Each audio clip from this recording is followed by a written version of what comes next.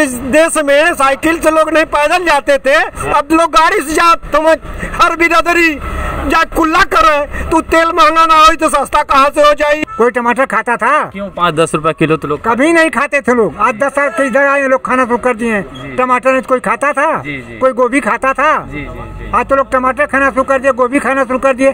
तो जब अदर जगह से आएगी तो महंगा नहीं होगी। भारतीय जनता पार्टी के जो छोटे कार्यकर्ता हैं उनको इतना अहंकार हो गया है कि मोदी को राम बताते हैं और योगी को हनुमान जी बताते हैं। जब छोटे कार्यकर्ताओं की यह दशा है तो मोदी जी की बातें छोड़िए, प्रधानमंत्री योगी की बातें छोड़िए। ये तो नहीं है कि मोदी जी अपने लिए तो कुछ कर नहीं रहे हैं। मोदी जी जो है अपने लिए कुछ तो कर नहीं रहे हैं। उनके पास तो व्यवस्था है न उनके पास जो है लड़का है, न बच्चा है, न परिवार है। आज ये लोग तो पता चलेगा कि अपने किसी लड़के को बना दिए तो पता चला इनके जो है कि पोता बन गए, तो इनकी लड़की बन गए, इनके नाती बन गए, पूरा जो खानदान को लेकर बैठ जाए। आदाब, नमस्कार दोस्तों, मैं मेराज अहमद। आज हम लोग आए हुए हैं रानी की सराय में। रानी की सराय ये आजमगढ़ से कुछ ही दूरी पर है और ये जो एरिया है, ये जो क्षेत्र है, ये लोकसभा चुनाव को कवर करने के लिए आए हुए हैं हम। और ये जो आजमगढ़ में 2 लोकसभा की सीट है, एक सदर सीट है और एक लालगंज, ये सदर सीट में आता है। और असेंबली की सीट आजमगढ़ में 10 सीटें हैं विधानसभा की,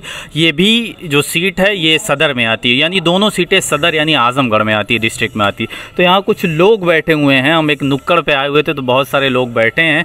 तो इनसे 2024 के बारे में राय जानेंगे। 2 टर्म सरकार रह चुकी है, महंगाई कितनी हुई है, महंगाई पे लोग संतुष्ट हैं नहीं हैं, युवा बेरोज़गारी जिस तरीके से बहुत तेज़ी से बढ़ रही है, खासकर नौजवान जो तैयारी करते हैं अलग अलग शहरों में, उनको रोज़गार नहीं मिल पा रहा, पेपर लीक हो जा रहा है। इन सारी बातों पर, डेवलपमेंट के भी बातों पर, शिक्षा पर राय जानेंगे। ये बताएं आपका नाम क्या है? रामित राजभर।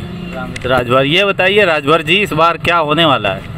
फिर आएगी भाजपा गवर्नमेंट। भाजपा आएगी जी, पक्का। ओम प्रकाश राजभर जी आ गए हैं इधर इसलिए? नहीं, भाजपा के साथ तो राजभर हमेशा लगा रहा है। ओम प्रकाश भी था। ओम प्रकाश जी तो अभी एनडीए में नहीं थे तो वो गाली, वो मलामत कर रहे थे बीजेपी की। ओम प्रकाश जी का अपना विचार था, राजभरों का ऐसा कोई विचार। प्रकाश जी को आप अपना लीडर नहीं मानते हैं? वो तो कहते हैं मैं तो हिमायती हूँ राजभर पूरे समुदाय का।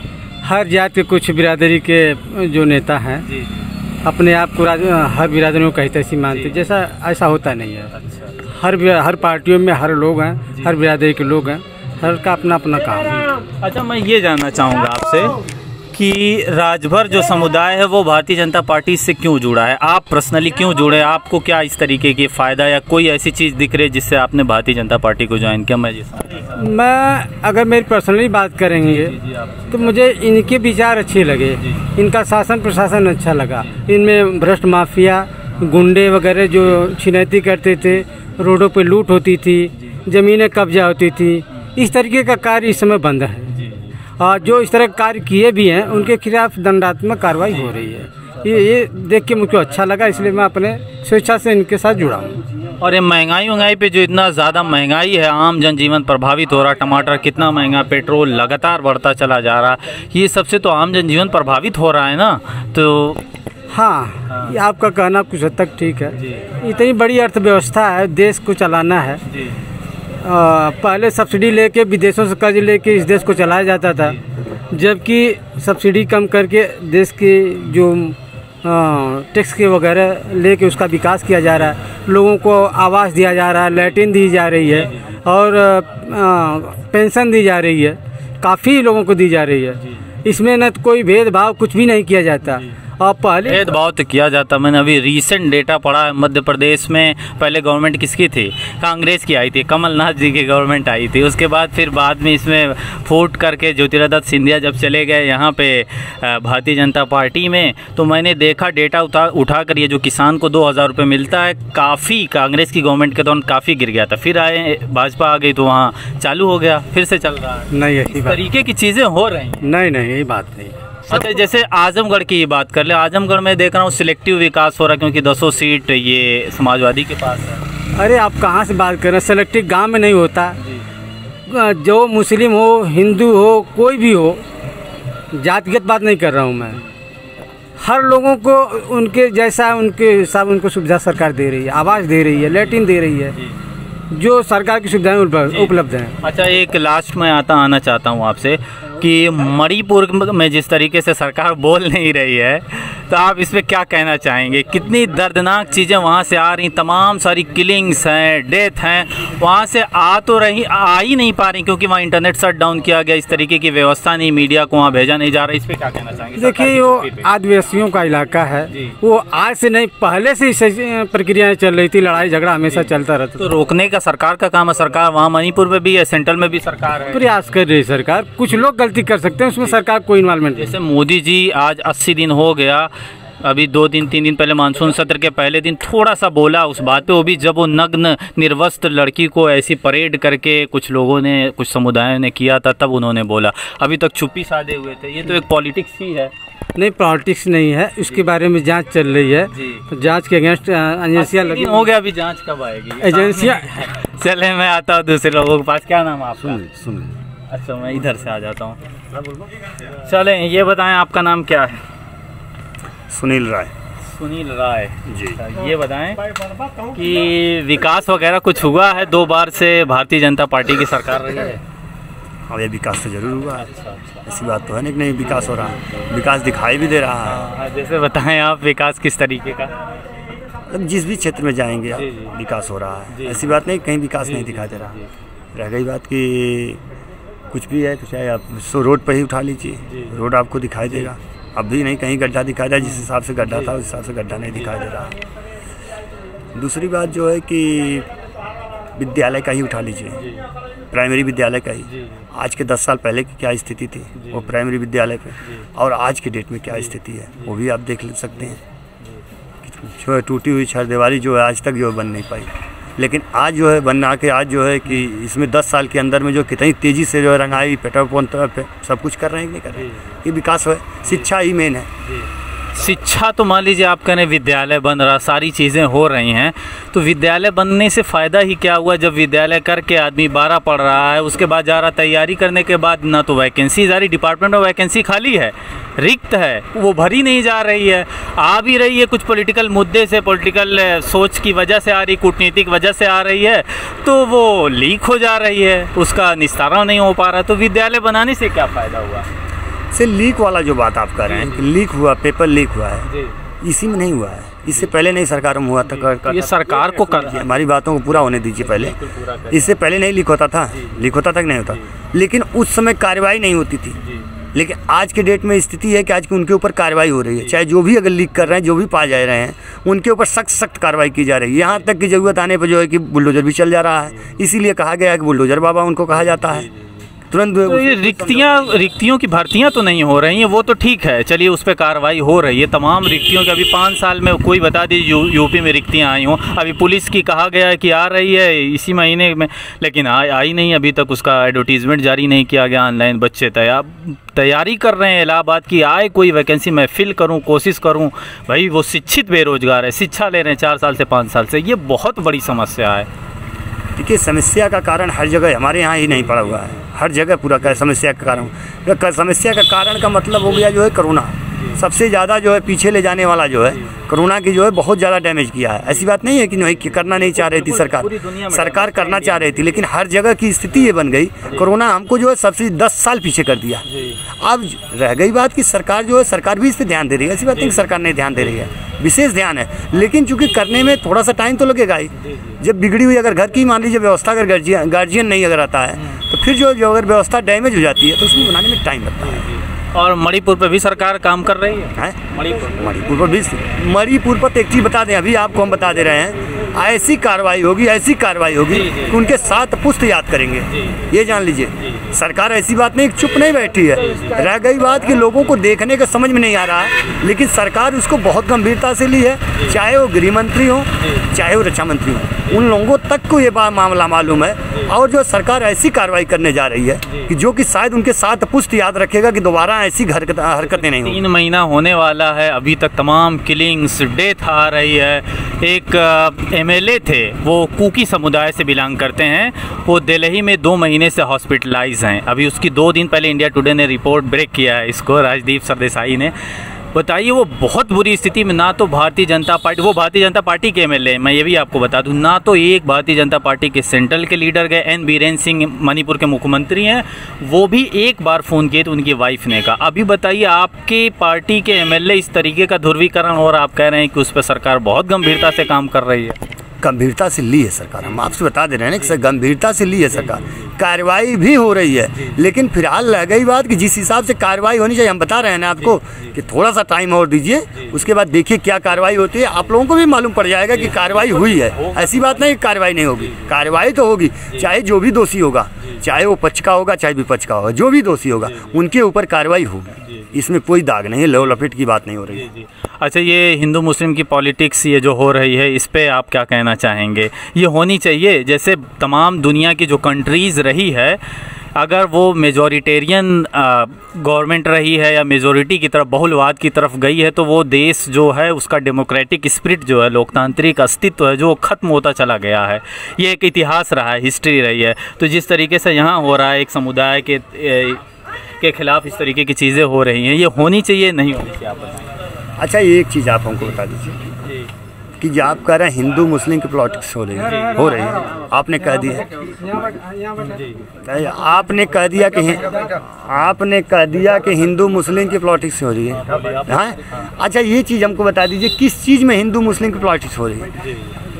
अगर जो है कि राशन अगर मिल रहा है तो सबको मिल रहा है, चाहे हिंदू हो चाहे मुस्लिम हो, उनको मिल रहा है। किसान सम्मान निधि मिल रही है तो चाहे हिंदू हो चाहे मुस्लिम हो, उनको मिल रहा है। आवास अगर मिल रहा है, आवास अगर मिला होगा तो ऐसा बता दीजिए किसी मुस्लिम के देश गांव में नहीं मिला होगा और किसी जो हिंदू के गांव में मिला होगा, चाहे ठाकुर होगा चाहे भूमियार होगा चाहे ब्राह्मण होगा चाहे चमार होगा चाहे धोबी होगा, जितने लोग होंगे सबको मिला होगा। तो ऐसा नहीं है कि किसी मुस्लिम के गांव में हमको बता दीजिए कि उनको छांट दिया गया हो। अच्छा, ये बताइए राम मंदिर, हमको हमारी बातों को पूरा होने दीजिए। पहले आपने कह दिया कि हिंदू मुस्लिम की प्लास्टिक कर रही है सरकार, हमको एक चीज़ बता दीजिए किस जगह पर छाटा गया है, इसको आप बता सकते हैं? ये आप बताइए। जैसे मैं थोड़ा सा मैं सबको लेता हूँ, मैं एक आपसे पूछना चाह रहा हूँ कि रवीश कुमार ने अपनी रिपोर्ट में ये बताया कि 2019 में जब ये राम मंदिर बनने के लिए सुप्रीम कोर्ट ने ऑर्डर दिया तो वहीं पे 1 किलोमीटर पे मस्जिद बनने का भी वादा किया गया। तो मंदिर तो बन के तैयार, मस्जिद नहीं तैयार। रवीश कुमार ने अपनी रिपोर्ट में ये कहा। जी आप बताइए कि मंदिर तो बन गए लेकिन मस्जिद वहाँ नहीं बन पाई। सुप्रीम कोर्ट ने ही वादा किया था, क्यों नहीं बनी अगर समान तौर पे देखा जा रहा है? पहली बात तो इन लोगों में असमंजस नहीं बैठा हुआ। अभी जान लीजिए मस्जिद की ज़मीन का जो बातें की हैं इन्होंने, सरकार ने सुप्रीम कोर्ट ने कह दिया कि आपको मस्जिद की ज़मीनें जो है इशू करा दी गई है, ठीक है। अब रही बात कि इनको करने का मतलब है कि वो भी कार्रवाई जो है वो भी मंदिर अगर बना है तो मस्जिद भी बनेगा। थोड़ा टाइम दीजिए, वो भी आपको शिकायत का मौका नहीं मिलेगा। चलिए ठीक है, ओके। मैं आता हूँ, एक चाचा जी यहाँ बैठे हैं। ये बताएं आपका नाम क्या है? हमारा नाम दयाराम यादव है। दयाराम यादव। ये बताइए यादव जी, आप इसी रानी की सराय से हैं? हाँ। ये बताएं 2014 से लेके 2024 तक विकास वगैरह आपको नज़र आ रहा है भारतीय जनता पार्टी? देखिए, हम सही बात बता रहे हैं। बिल्कुल, विकास नहीं हो रहा है, विनाश हो रहा है। विनाश हो रहा है क्योंकि हमको जो है यह नहीं चाहिए, हमको बच्चों को रोजगार चाहिए। ये जिंदगी भर अपना शासन करते रहें, जो समय बच्चों की निकल जा रही वापस नहीं आएगी। बात समझ में आई? वो किसी कास्ट का बच्चा हो तो हमें रोजगार चाहिए। अगर हमारे परिवार में एक बच्चा 2 बच्चा रोजगार पा गया तो 10 परिवार को वो पालन पोषण कर सकता है। यह सरकार जो है छलावा काम किया है और रोजगार देती नहीं है। आप देखते हैं कि वैकेंसी निकल रही है, रोज पेपर में निकल रही है और निकलती नहीं है। इस महंगाई पे कुछ कहना चाहेंगे? जिस तरीके से बड़ी महंगाई हो रही है हर क्षेत्र में। अरे महंगाई कहाँ रुकने वाली है? महंगाई कहाँ? मोदी जी ने तो कहा था मैं आऊँगा 100 दिन में महंगाई खत्म। अरे ये सब झूठे हैं। हाँ, ये सब बहुत बड़े ड्रामाबाज हैं। इनको हर सीट जीतनी चाहिए बेईमानी से। बात में समझ, कोई भी सीट हो, छोटी बड़ी हो, इनको हर सीट जीतना चाहिए। काम नहीं करना है देश के लिए, शासन सिर्फ करना है, गलत सही उल्टा पुल्टा। एक मुद्दा आता है तो दूसर का तैयार करके रखते हैं। आप देखे होंगे, आप बराबर देख रहे हैं, है ना? एक आएगा दूसरा जाएगा, एक आएगा दूसरा जाएगा, यही इनकी जो है कार्रवाई है। काम हम कुछ 2024 में कौन, एनडीए या इंडिया? हैं? एनडीए या इंडिया? इंडिया एक महागठबंधन बना था अपोजिशन पार्टी का। कोई भी आवे उससे हमसे मतलब नहीं है। ये ईवीएम हटा दें, अब बैलेट पेपर से चुनाव करा लें, इनके समझ में आ जाएगा। ये महा चोर हैं सब। हाँ, मैं और कुछ लोगों के पास आना चाह रहा हूँ। ये एक लोग यहाँ पे बैठे हैं, थोड़ा सा आप हट जाएं। ये बताएं, आपका नाम क्या है? सतीश कुमार पाठक। सतीश कुमार पाठक जी, आप ये बताइए कि आपको क्या लगता है 2024 में क्या होने वाला है? 2024 में इंडिया की सरकार बनेगी। इंडिया गठबंधन की? हाँ। अच्छा, गठबंधन की सरकार क्यों बननी चाहिए? इसलिए बननी चाहिए कि उनके भारतीय जनता पार्टी के जो छोटे कार्यकर्ता हैं उनको इतना अहंकार हो गया है कि मोदी को राम बताते हैं और योगी को हनुमान जी बताते हैं। जब छोटे कार्यकर्ताओं की यह दशा है तो मोदी जी की बातें छोड़िए, प्रधानमंत्री योगी की बातें छोड़िए। ये तो बताते तो हैं ही, उनको भगवान मानते तो हैं वो, उनके लिए न हो सकते हैं, लेकिन वो समाज में मनवाने के लिए तैयार है कि आप लोग भी मानिए।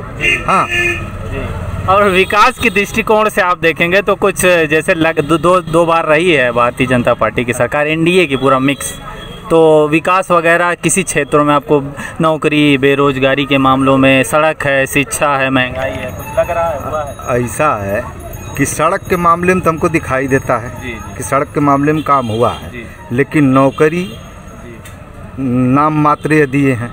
हाँ, और क्या जानना चाहते हैं? अच्छा, नौकरी नाम मात्र दिए हैं। तो 2019 में इंडिया आएगी? हाँ, 24 में आएगा। सॉरी, 19 कहना, 24 में आएगा। तो ये मैं एक लोग यहाँ बैठे हुए हैं, आपका नाम क्या है? घनश्याम सिंह।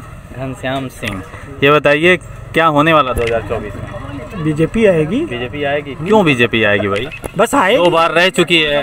अरे हम फिर कर रहे हैं, तीसरी बार आएगी ये, क्योंकि उसका काम अच्छा है। इसलिए यही काम अच्छा है कि बुलडोज कर दे घरों को, न्याय व्यवस्था को ना काम करेगा उसके साथ बुलडोज किया जाएगा, नहीं जो करेगा उसके साथ नहीं किया जाएगा। अच्छा, ये कहा जा रहा है कि एक वांछित रूप से चुनिंदा तरीके से किया जा रहा है, कुछ सिलेक्टिव लोगों। यह गलत लोग बोलते हैं, जो विपक्ष है वो हमेशा गलत ही बोलता है। ऐसा नहीं है कि नौकरी इनकी सरकार में नहीं मिली, अगली सरकार में नौकरी मिली।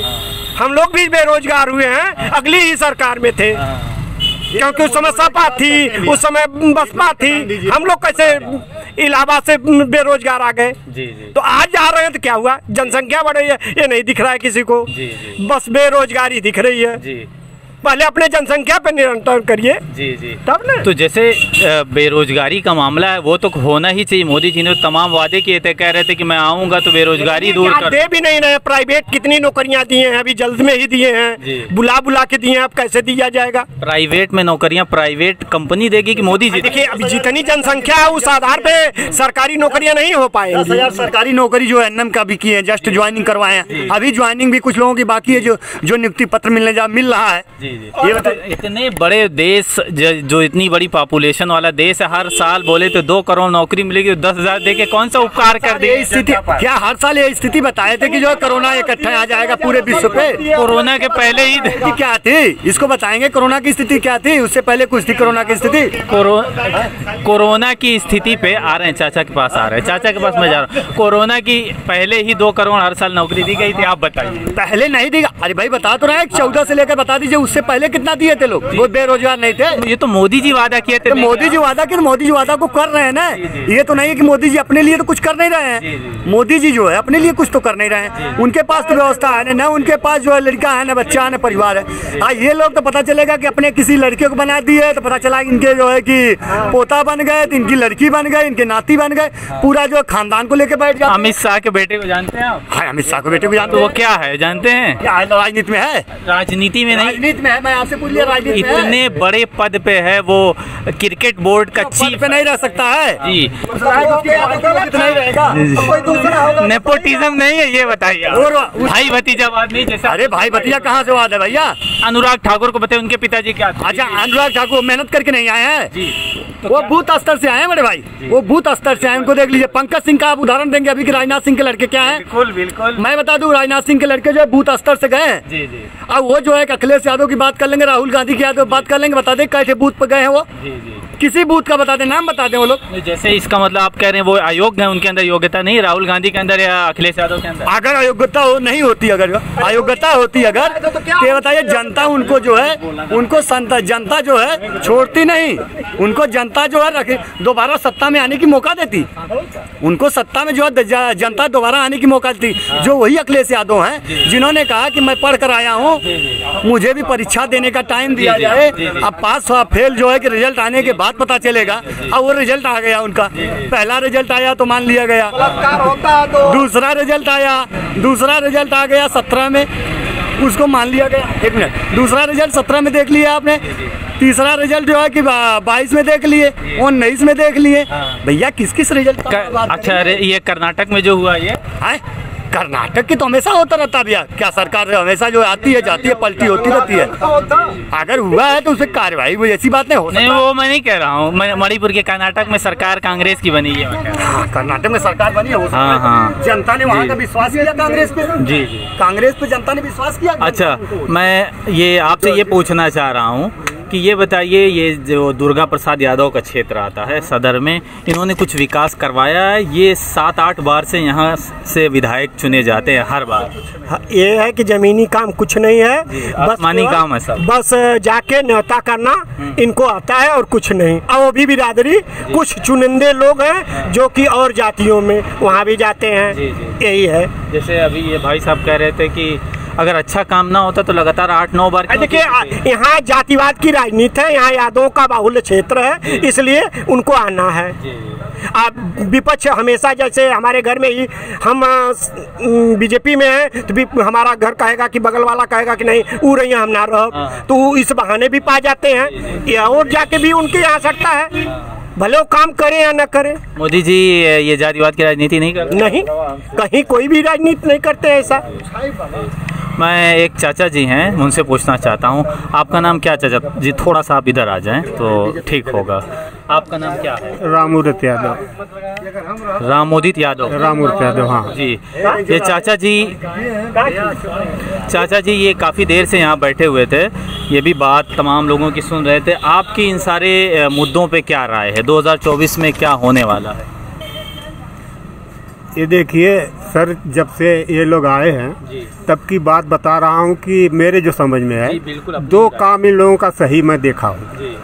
एक काम जो 370 वाला, एक मंदिर मस्जिद वाला, ये झगड़ा तोड़ दिए। इसके बाद ये सरकार केवल घोषणा सरकार है। इसकी घोषणा सुन लीजिए, आज क्या घोषणा हो रही है, कल वो जमीन पर आप नहीं देख पाएंगे। जहाँ हम आप बैठे हुए हैं, यहाँ पर कोई चीज़ उनकी दिखाई दे नहीं रही है। दिखाई क्या दे रही है कि सांड दिखाई दे रहे हैं, सांड गाय दिखाई दे रहे हैं, जो कि रात में डंडे लाठी लेकर के सभी लोग जागते हैं अपने खेत में। अच्छा, और आप देखेंगे थोड़ी दूर पर एक मर भी गया है, उसको उठाने वाला कोई नहीं है। सांड बहुत बड़ी समस्या है पूरे उत्तर प्रदेश में। जिस तरीके से सांड एकदम आवारा तौर पे घूमते हैं, रातों में लोगों को जागना पड़ता अपनी फसल को बचाने के लिए। मैं आपको बता दूं, हम लोग जहां जाते हैं इस बात के लिए तमाम सारे लोग कहते हैं, शिकायत करते हैं कि सांड एक बहुत बड़ी समस्या है। चाचा जी, अब ये लोग कहते हैं कि मोदी जी विदेश नीति ठीक है, लेकिन विदेशों में जाते हैं। कल हमने अखबार में पढ़ा है कि देश के ऊपर मतलब है ये 3 गुना कर्ज बढ़ गया, 3 गुना कर्ज बढ़ गया है। अच्छा, कहते हैं लोग 5 किलो राशन देते हैं जी, तो उसकी जगह पर हर गरीब आदमी को चीनी मिलती थी 15 रुपए में, और उसकी सब्सिडी क्या हुई? और तेल मिलता था मट्टी का, उसकी सब्सिडी क्या हुई? हम कह रहे हैं कि हम ही आपसे जो है 500 रुपया ले लें और 300 लौटा दे, तभी 200 फायदा आपका हुआ। क्या दे रहे हैं? मैं एक सवाल आपसे ये पूछना चाहूँगा। आपने कहा 2 चीज़ें प्रधानमंत्री नरेंद्र मोदी ने अच्छी की, एक 370 को हटा दिया, दूसरा राम मंदिर बनवा दिया। तो राम मंदिर बनवाने से क्या लोगों को रोजगार मिल गया? क्या लोगों को रोजगार नहीं मिला? रोजगार में कैसे ये फायदा? नहीं, देश का पैसा खर्च होता था, समझ रहे हैं ना? वहाँ पर देश का पैसा खर्च होता था, वो बचत हुआ, समझ रहे हैं ना? और यही चीज़ है, और दूसरी चीज़ तो नहीं। जैसे सुप्रीम कोर्ट ने यह भी आदेश दिया था कि 1-2 किलोमीटर पर मस्जिद भी बनवाने के लिए, ये सुप्रीम कोर्ट का आदेश लिखित था, और मंदिर भी बना। मंदिर तो रेडी होगी 2024 के लिए, उसको मुद्दा बना के पेश किया जाएगा जिस तरीके से गवर्नमेंट प्रपोज कर रही है। तो क्या मस्जिद भी वहाँ बनना चाहिए था समांतर रूप से? क्या अच्छा नहीं होता अगर मस्जिद भी बनती तो दोनों समुदाय में एक सद्भाव और एक समागम? अच्छी बात है, वो भी बन जाए, इसको कौन इनकार करता है, वो भी बन जाए और अच्छा काम होता कि नहीं? हाँ होता। और महंगाई पे लेके कुछ कहना चाहेंगे? जिस तरीके से बहुत महंगाई है, टमाटर देख लीजिए तो ये तो रिसेंट इशू है, पेट्रोल है, डीजल है, और तमाम क्षेत्रों में महंगाइयाँ हैं, उस पर कुछ कंट्रोल हो पाया है या फिर? आज ही अखबार में हमने पढ़ा है कि मोदी जी कहे हैं कि अगर मैं प्रधानमंत्री नहीं रहता, दूसरा कोई रहता, तो ये दूध जो है 300 रुपया बिकता और दाल 500 रुपया बिकती। तो महंगाई की क्या बात करते हैं? तो आप क्या प्रधानमंत्री बोल रहे हैं, हमारे प्रधानमंत्री बोल रहे हैं। हाँ, ये हमारे प्रधानमंत्री ने अखबार में देख लीजिए, अभी हमने पढ़ा कि अगर मैं नहीं रहता तो 300 रुपया दूध बिकता, 500 रुपया दाल बिकता। तो इससे क्या निष्कर्ष निकलता है कि वो कंट्रोल नहीं कर पा रहे हैं महंगाई को? अब आप वही बताइए, एक प्रधानमंत्री बोल रहे हैं, हमारे देश का प्रधानमंत्री ये चीज बोल रहे हैं, भूखत हुआ। बताइए कि जिस देश में साइकिल से लोग नहीं पैदल जाते थे, अब लोग गाड़ी से जाते, हर बिरादरी जा कुल्ला करे, तो तेल महंगा ना हो तो सस्ता कहाँ से हो जाए? सबके चाहे तो सस्ता, फ्री का अनाज चाहिए, फ्री का आवास चाहिए, सस्ता चाहिए, कुल रोड तो कहाँ हुई? जैसे मोदी जी ने तो ये भी तो कहा था हवाई चप्पल वाले हवाई जहाज में, मोदी जी ने तो ये भी कहा था हवाई चप्पल वाले हवाई जहाज पे चलेंगे। तो आप चलता हम लोग हवाई जहाज, कितनी बार आपने विजिट किया हवाई जहाज से? सच्चाई से तो दिए हैं कि इस समय हवाई जहाज से लोग चल ही रहे हैं। आपने कितनी बार विजिट किया? अरे लोग चल रहे हैं, देख रहे हैं हम, कई लोग हमारे साथ के चल रहे हैं, हवाई जहाज से आए हैं।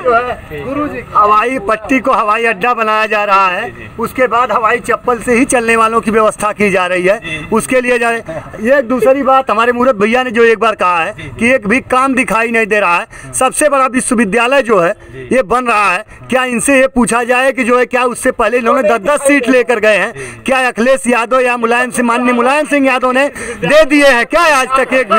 एक भी विद्यालय, कितने दिन से विश्वविद्यालय की आज भी क्लास चल रहा है, उसमें क्लास चल रहा है बढ़िया, उसमें क्लास चल रहा है विश्वविद्यालय में, और उसमें जो है स्थिति ये बन रही है कि विद्यालय में जो है बच्चे पढ़ रहे हैं। आइए हमारे मूर्त भैया कहेंगे कि जो है बीजेपी ने तो एक भी सीट नहीं पाया, उसके बाद भी आज के डेट में जो इतना बड़ा काम किया है। जैसे मैं अभी आपसे जस्ट पहले कहा कि विश्वविद्यालय बनाने से फायदा है क्या? शिक्षित बेरोजगारी बढ़ रही है, अशिक्षित बेरोजगारी रहे तो ठीक है, शिक्षित बेरोजगारी बढ़ रही है तो कुछ भी कर लेंगे। नहीं, शिक्षित शिक्षा रहेगा तो हम कुछ कर लेंगे, शिक्षा नहीं रहेगा अंगूठा छाप रहेंगे तो मूर्त भैया जैसे अगर लोग रहेंगे तो बता देंगे, जो घूम लेंगे हम अच्छा। मैं लास्ट में एक चाचा जी बैठे हुए बड़ी देर से इंतजार कर रहे थे, मैं इनसे थोड़ा सा बात करना चाहूंगा, अपने प्रोग्राम को एंड करना चाहूंगा। चाचा आपका नाम क्या है? राज बहादुर राय।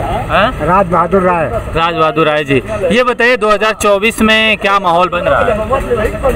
अभी तक तो सर मैं ऐसा है कि यहाँ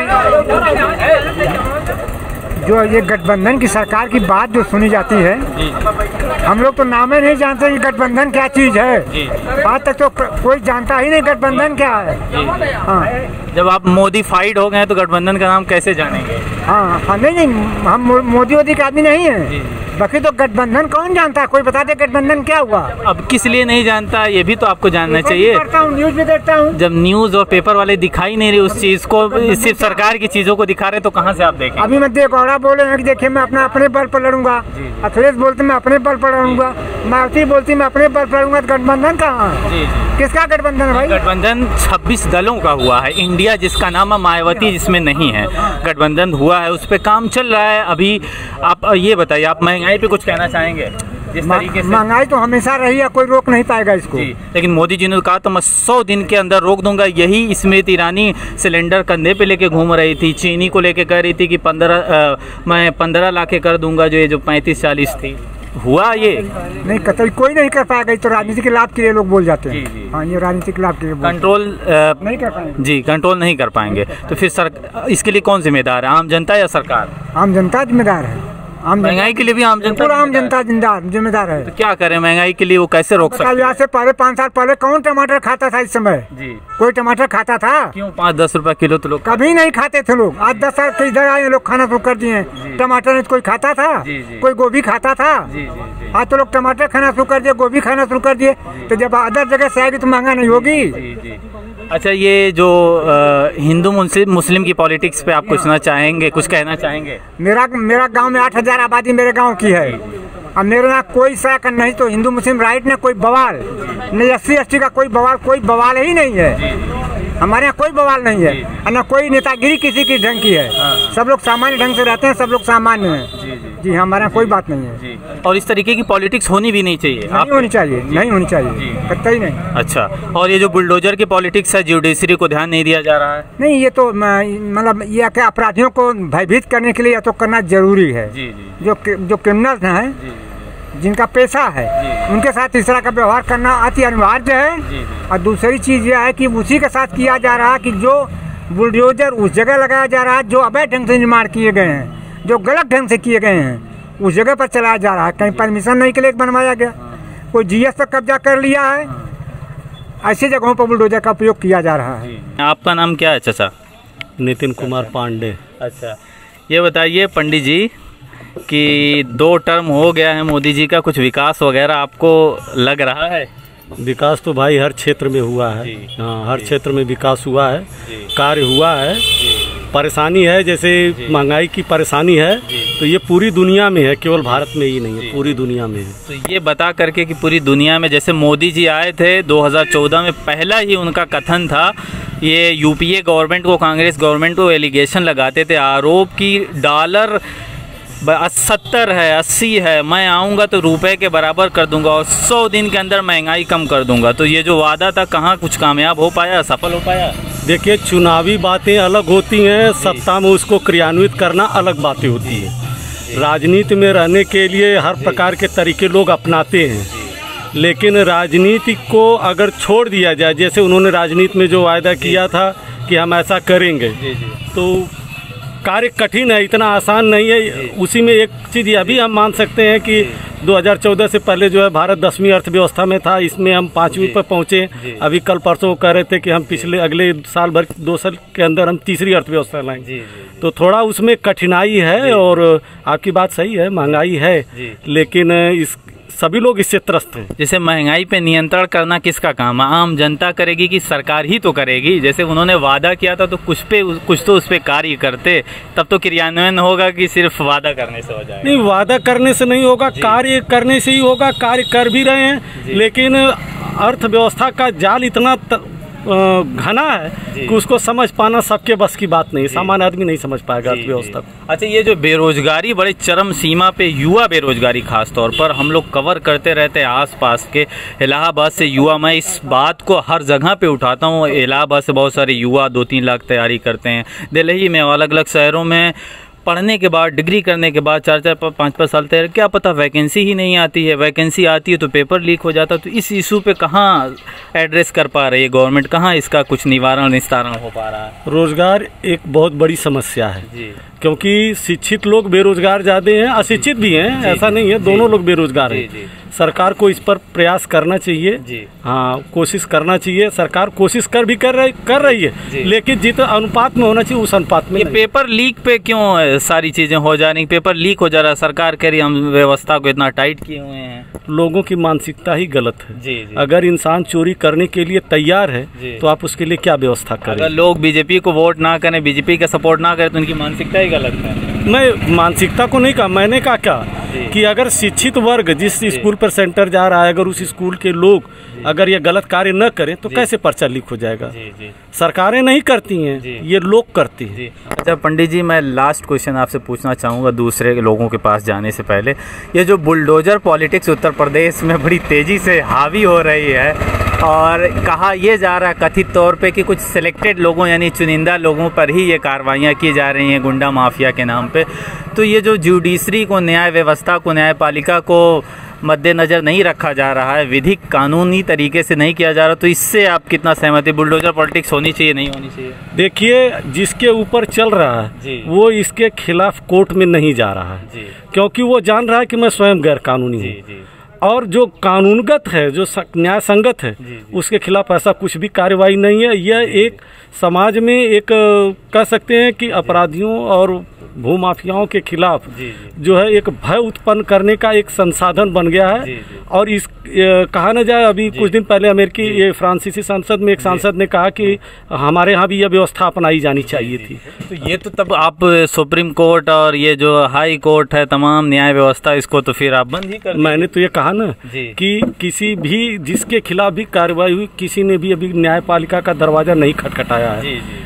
अगर उन गलत सही होते, अगर उनके खिलाफ सही होने पर गलती हुई है तो वे कोर्ट जाते।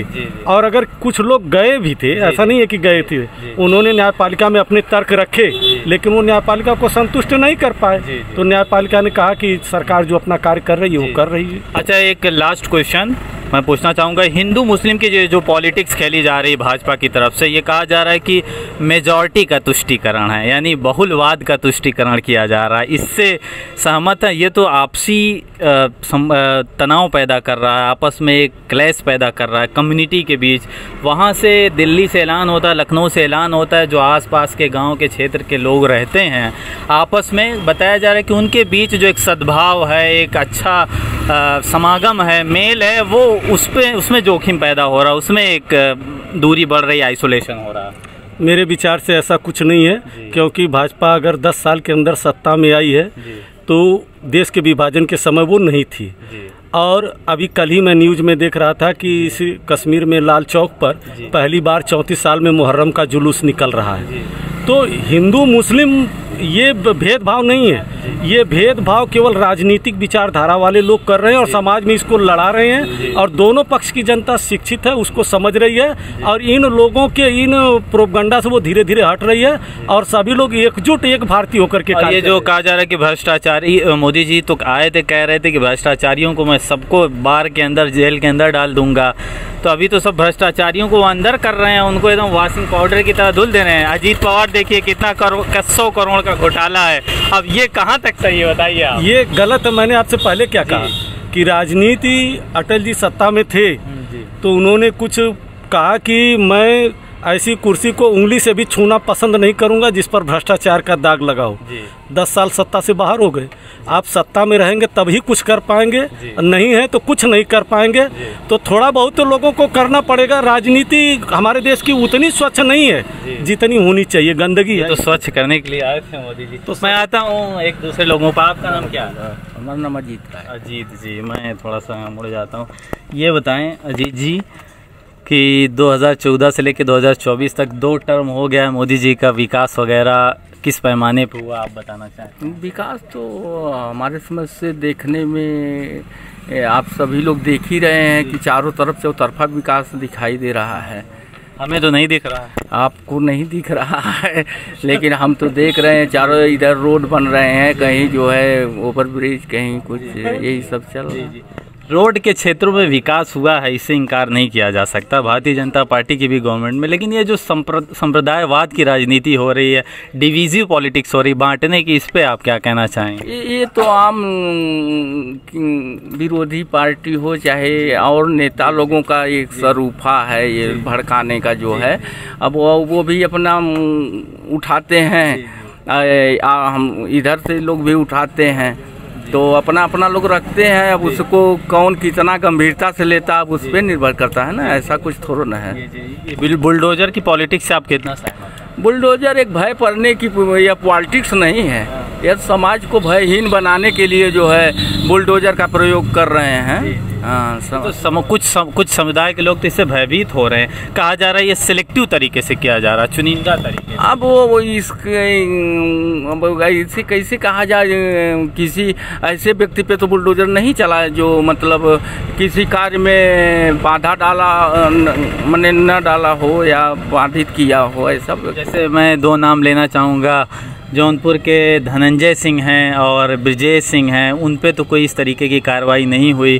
कहा जाता है ऐसा कथित तौर पे कि मुख्तार अंसारी मऊ के उनके बेटे पे उनके घर को रेज कर दिया गया। अतीक अहमद को जिस तरीके से कस्टोडियल डेथ हुई, उनकी शॉट किया गया, मारा गया, तो ये एक ही समुदाय को एक तरफा कार्रवाइयाँ हो रही हैं। अब वो तो ऊपर की उस पर हम नहीं कुछ बोल पाएंगे, ऐसा हमारे पास अनुभव कुछ नहीं है जो